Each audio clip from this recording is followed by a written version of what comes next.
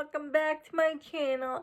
If you're new to my channel, I'm just a girl who likes reading romance, fantasy romance, paranormal romance, any kind of genre of romance in general.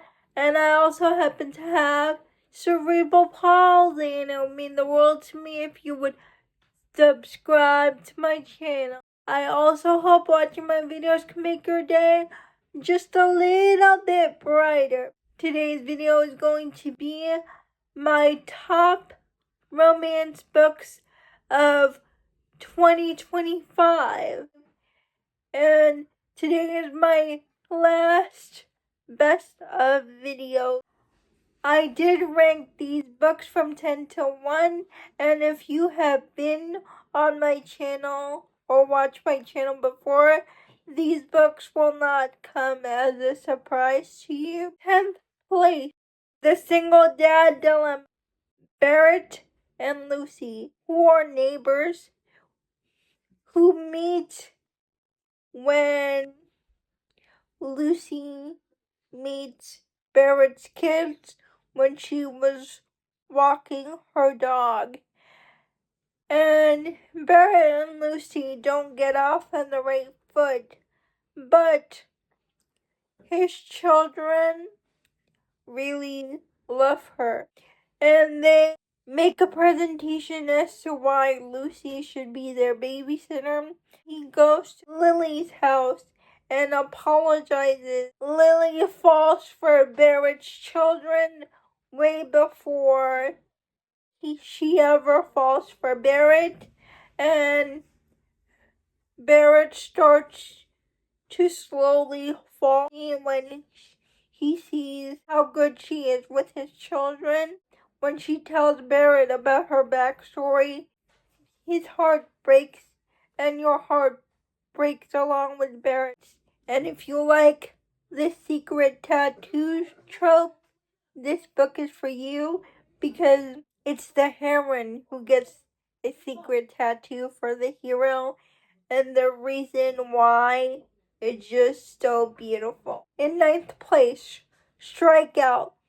Mateo is a famous baseball player. He's the pitcher for the New York Monarchs. And Isabella, who is his daughter's nanny. Their moms are best friends. So her mom pushed Isabella to apply to be Mateo's nanny because she's living with her parents right now for reasons because of what happened to her in her past relationship. Now, Mateo has always had Isabella in the back of his mind because they went on a family trip together with both families, and he could see how good she is with his daughter. And there's this one scene in the book where Isabella wore his teammate's jersey and Mateo went ballistic, and I will never forget that scene. Isabella helps Mateo reconnect with his Spanish roots. 8th place, Audrey and Jude were high school sweethearts. She was always the rich girl in town, and Jude was from the wrong side of the tracks, and they broke up because of reasons.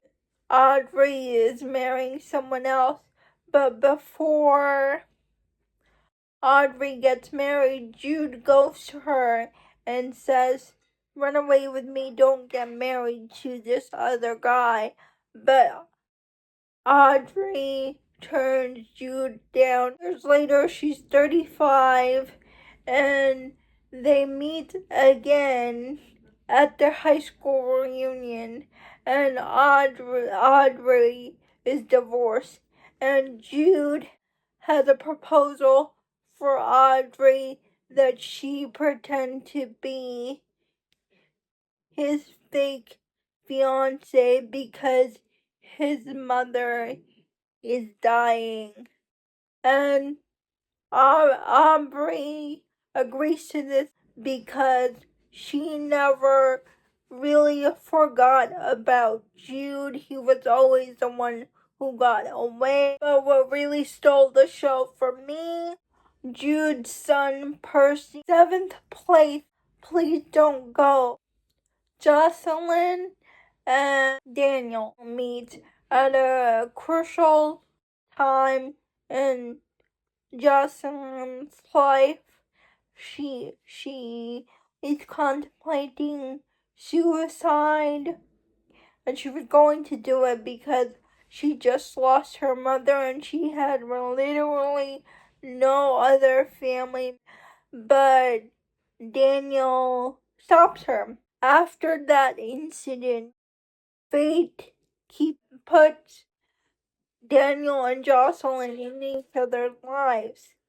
They end up becoming roommates. Daniel is also dealing with grief because he lost his brother, but he tries to mask it. These two people trying to deal with their grief of losing a family member and how they help each other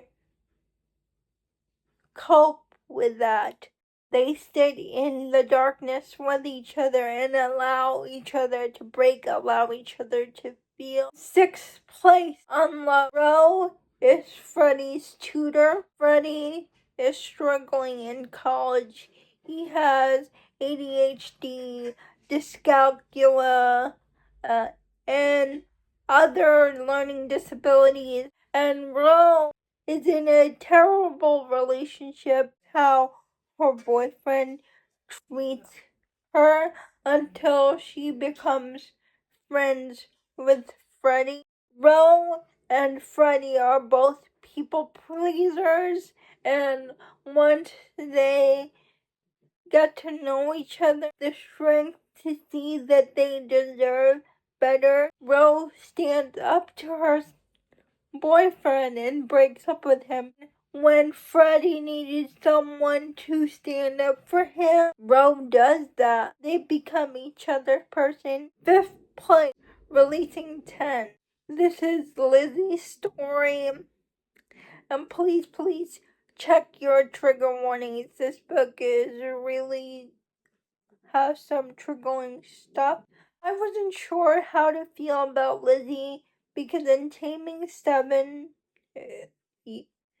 she was very mean. When you read Releasing 10, you peel back the layers that is Lizzie Young. And I didn't think anyone had a more tragic story than Joey Lynch and Shannon Lynch. But Lizzie takes the cake. You see her from 6 to 18 in this book, and you see her struggle a lot with her mental health. She has bipolar disorder, and you see how no one understands her except for you from age 6 to 18.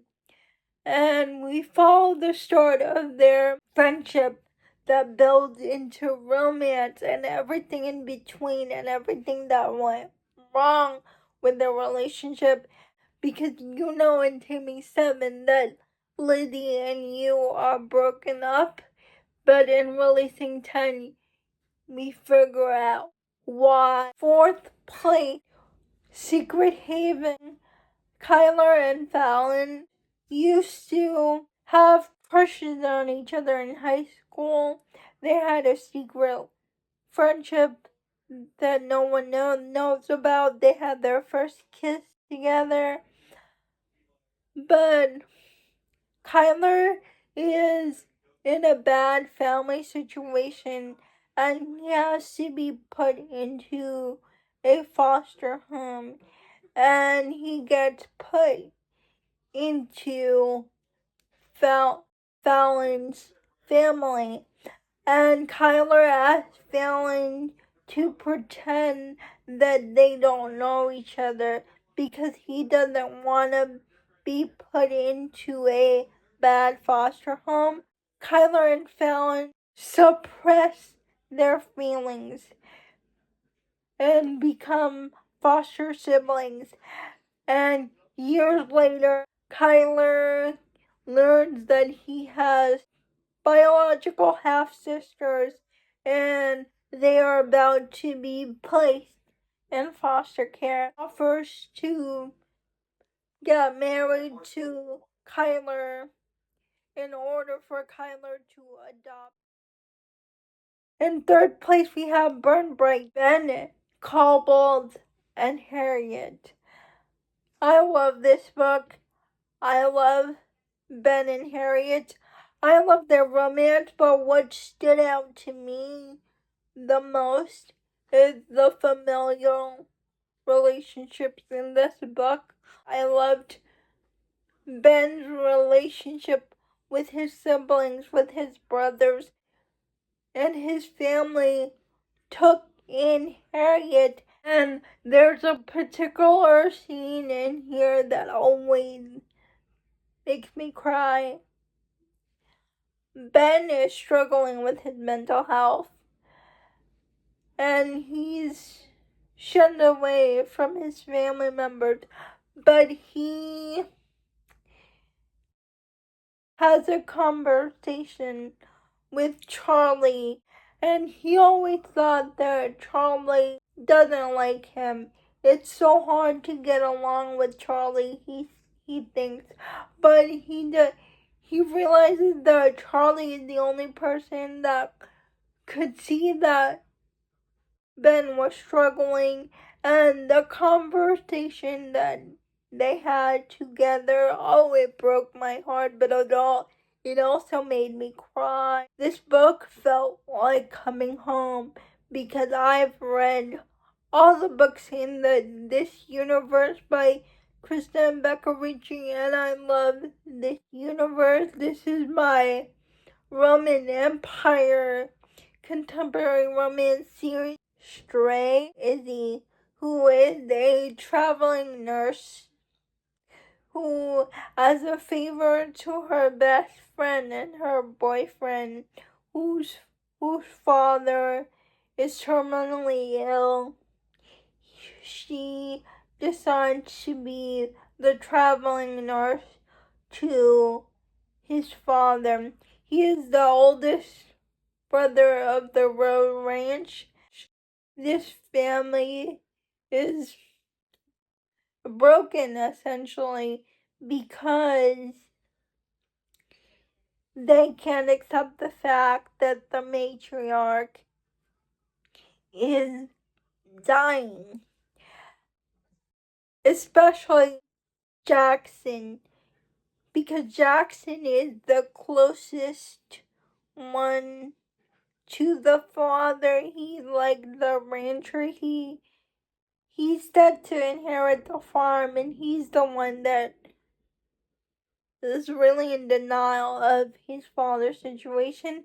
Now, Izzy is a human trafficker survivor, and she escapes human trafficking, but we get flashbacks to the time she's in captivity. He's there to help the family process everything that's happening with the father, but in turn, they help her process of the things that happened to her. The animals in the farm start to heal her because she starts getting along with the animals, and she starts forming a romantic relationship with the second son, Jackson. And he says in a contemporary romance, once he learns of what she's been through, he says, "I'll burn the world down for you." In first place, Fearless. It is a forbidden romance. Ava, who is the daughter of the president of the Lean Dogs MC, and Mercy, who is her bodyguard. Now this story starts when Ava is 8 years old and Mercy becomes Ava's bodyguard when he's 20. It's not weird or anything. Nothing romantic in their relationship happens until Ava is 17, and they have their relationship in secret, and their relationship spanned 14 years. So you see their relationship as she is a kid all the way to her teen years. You see that shift where their relationship turns romantic, but something happens where they break up and Ava leaves. She comes back. It's their second chance romance. Forbidden age gap romance I've ever read. I cried multiple times. Those are my top 10 romance books of 2025. Please let me know if you have read any of these books. I would love to know.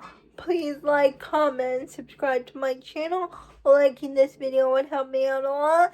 And I'll see you Monday.